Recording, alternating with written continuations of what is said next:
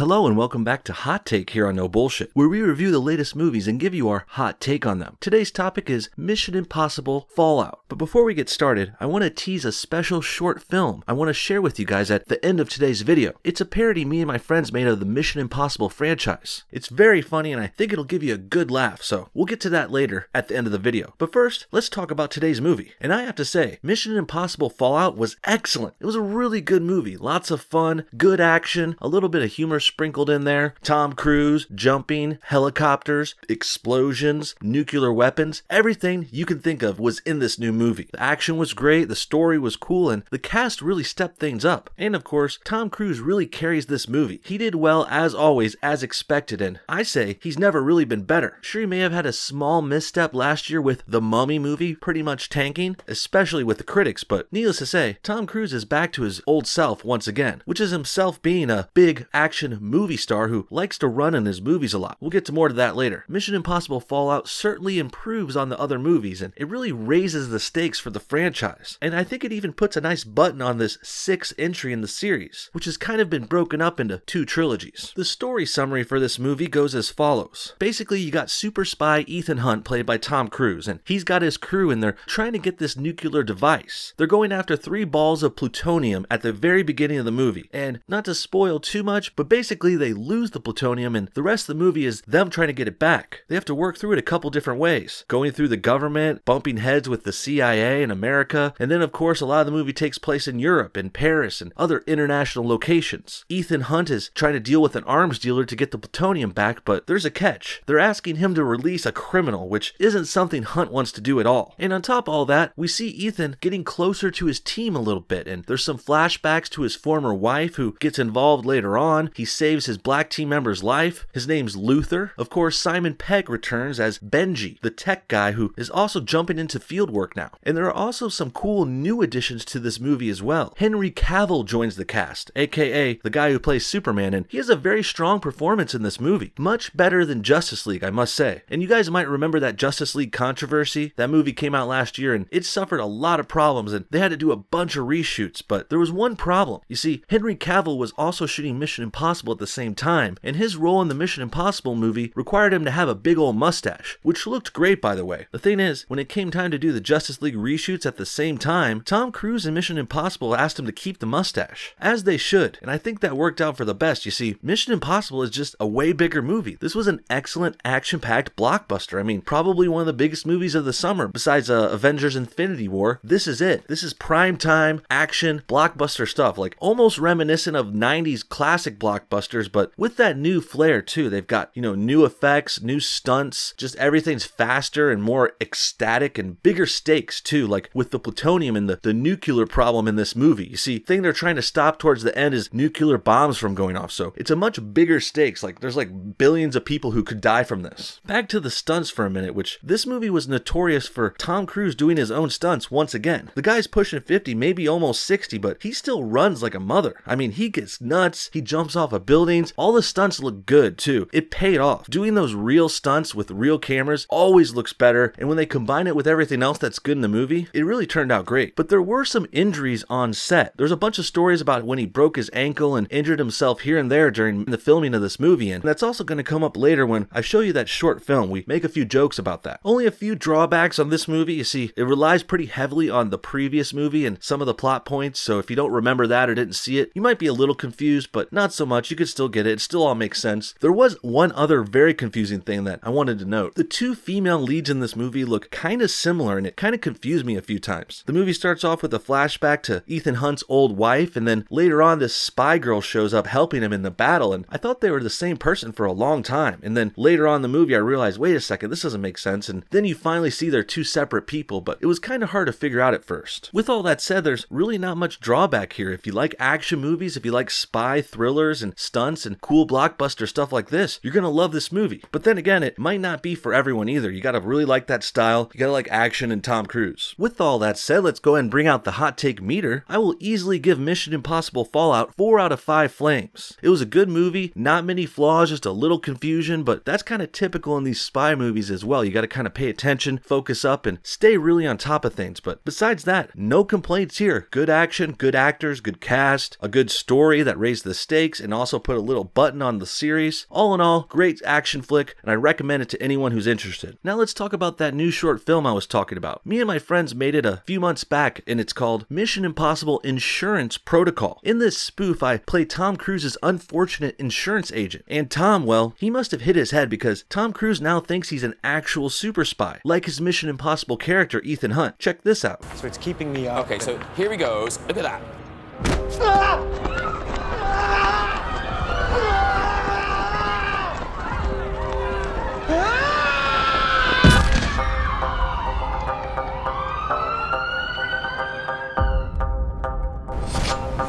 Who are you with? What the hell? The Russians?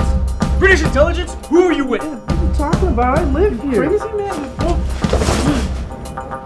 Who are you? It's Ethan Hunt.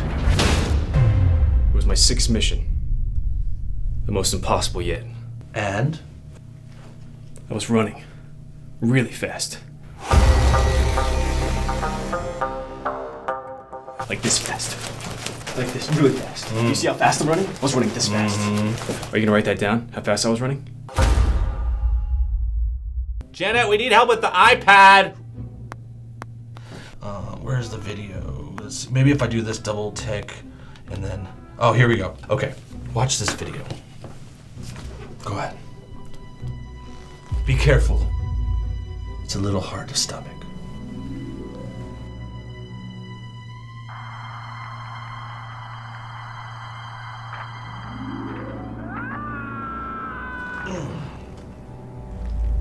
I don't remember. This was from a film set. You're a Hollywood actor. You read words written on paper by other people while you stand in front of lights and cameras controlled by much more talented ones than yourself. No, that can't be. I'm the top agent for the IMF, the Impossible Mission Force. Possible Mission Force is part of your character. You play a character named Ethan Hunt. What about when I was framed by my own team? I jumped from a train onto a helicopter, back onto a train. I risked my life.